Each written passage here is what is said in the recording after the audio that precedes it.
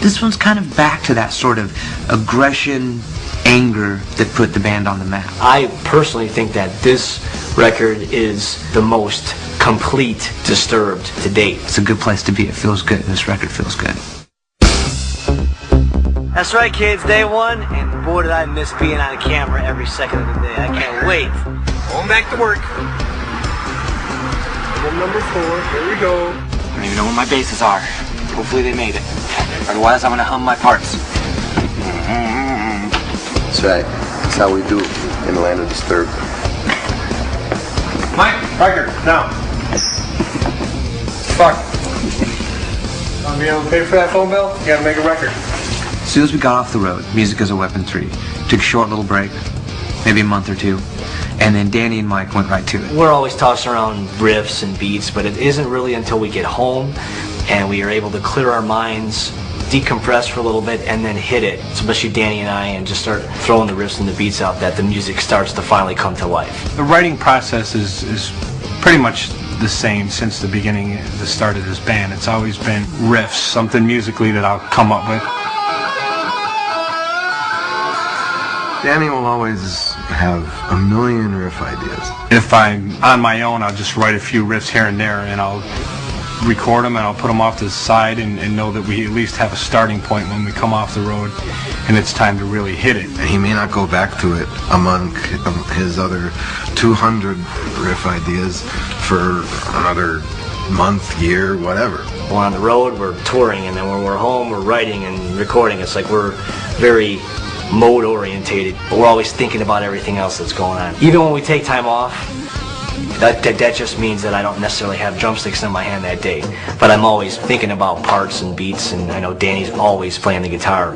And the best thing that's always worked for me was to always do it while I'm at home, and just to be able to come downstairs and sit in the other room and just jam on the guitar and come up with riffs. I have a little Roland V-drum kit at my house, and Mikey has one at his house, and I got a Pro Tools setup, and we have basically identical setups at home, so it's pretty easy and it's all compatible. And once we have the structure of pretty much a complete song musically, we'll burn it to a CD, we'll send it over to David, and then we'll just wait to hear from him until he has a melody line. We've been pretty fortunate that a majority of the stuff that we throw at David, he's been able to write to. Just spoken word, kind of free flow in there. Have you maybe throw some tasty, spacey licks through there, but for half as long as you have it now. I think it was April.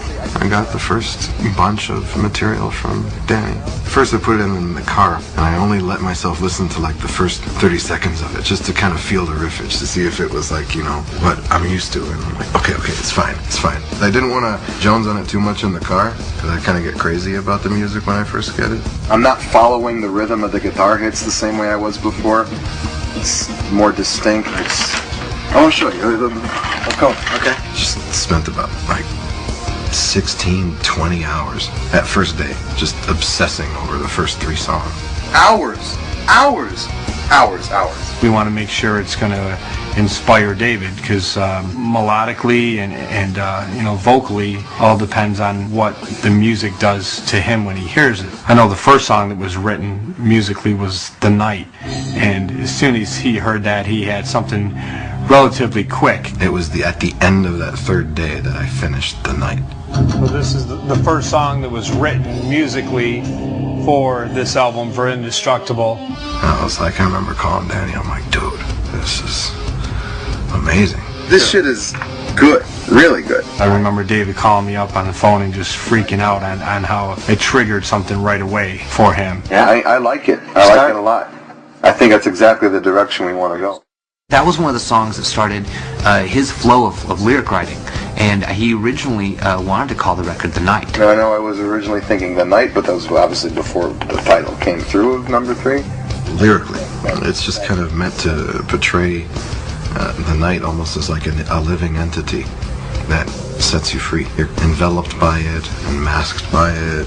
Mike, you will make a suggestion for me on a harmony that's way in the upper range of ultra falsetto that only, dogs and bats can hear, and I'll go ahead and make a suggestion to him on a drum beat that requires a 3rd arm or something like that. why we should support stem cell research, because then you can grow like a higher node, a higher chord. I can grow a third, or maybe a fourth leg. There you go. And you can grow a couple more extra fingers. You know what I'm saying? With fists, it took a little bit more time for me to get to where I was comfortable with this. The instrumentation was so cool and so dark and textural that I right away kind of jumped into it.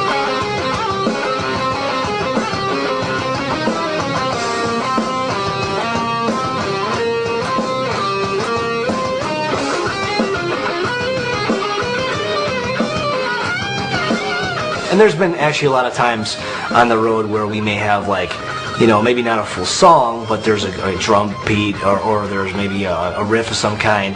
The Night was actually one of the riffs that Dan was working on when we were still on the road. We were backstage and he's playing this. I knew somebody was going to work on for the record, but I remember hearing him play it by himself and I'm like, how the heck's that going to be a song? Because all I heard was that riff. When I got the demo sent to me and I heard it, I'm like, there's that riff. I knew I was going to hear that thing. The Night was one that definitely stuck out because I probably played that a little bit more often in the dressing room than some of the others. And today we're doing bass tracks. And so it helps to have a full set of strings. I'm only playing,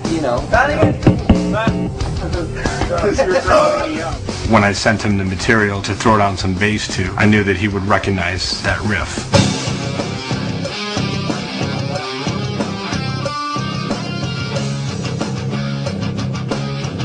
On this last record, we had John come in, add his 2 cents with the bass lines. Between this last record and the record before, it's been about 3.5 years since I first got into the band. I want a snakeskin amp. And I was here every day of the studio process for the making of the 10,000 Fists record, even though I was still living back in Austin.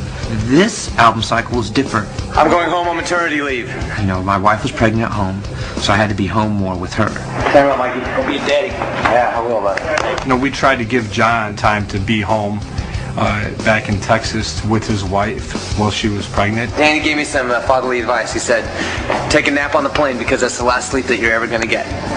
So I was home, worked on the bass lines in my own home studio, and even though Danny and Mikey were still working together, what they did was they sent me MP3s of the demos. And I sent him the material and gave him the stuff to kind of vibe off of and work on. I probably wrote 4 completely different bass lines to each song, and then I'd sit on it for a day or two, and then I'd go back and I'd listen to them, and I'd be like, okay, that's the one I'm going to keep. He was able to lay down some really cool ideas and just, send them back to me. So I think one of the biggest changes that happens is a trust factor and a comfort factor with the band and myself, because they trusted me to work hard on the bass lines without them being there working with me on them or making sure, that I'm hitting all the right notes or whatever. I guess that's the beauty of technology, us being here in the south suburbs of Chicago and him being in Texas and be able to, actually put together an album that way.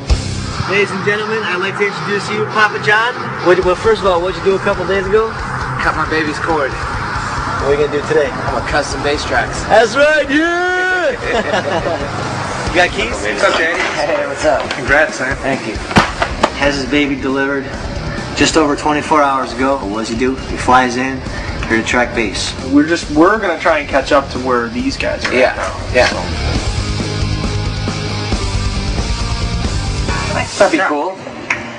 Alright. It was just coming together quick. I think we were all in the same mindset of what we wanted to try to achieve. But ultimately, even when we discuss it, it still really depends on when we get in a room together and start just jamming and working on it.